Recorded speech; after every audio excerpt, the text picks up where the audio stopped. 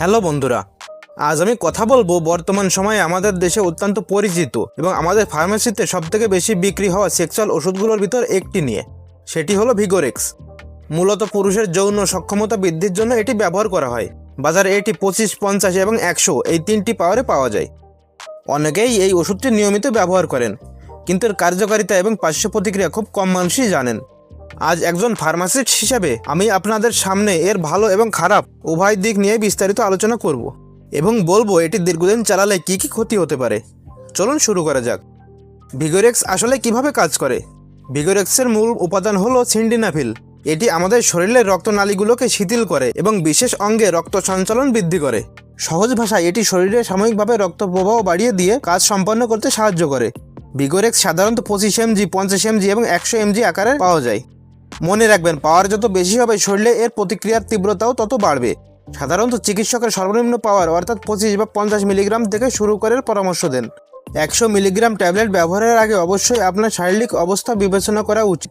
যাদের শারীরিক সমস্যার কারণে সক্ষমতা কমে গেছে তাদের জন্য ভিগোরেক্স এটি আশীর্বাদ হতে পারে।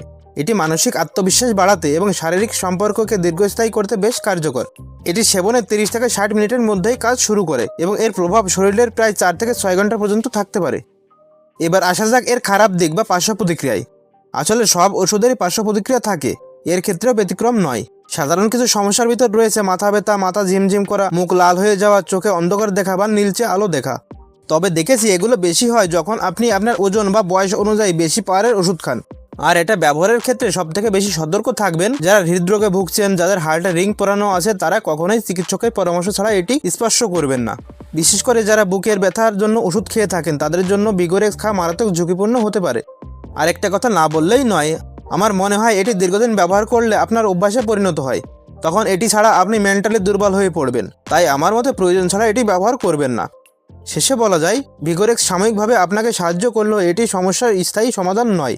দীর্ঘদিনের সমস্যা থাকলে ওষুধের উপর নির্ভরশীল না হয়ে একজন বিশেষজ্ঞ চিকিৎসকের পরামর্শ নিন। মনে রাখবেন, সুস্থ থাকাটাই জীবনের সবথেকে বড় আনন্দ। বন্ধুরা, ভিডিওটি ভালো লাগলে লাইক দিন এবং আরও গুরুত্বপূর্ণ তথ্য পেতে আমাদের চ্যানেলটি সাবস্ক্রাইব করে সাথে থাকুন। পরের ভিডিওতে দেখা হবে। ধন্যবাদ।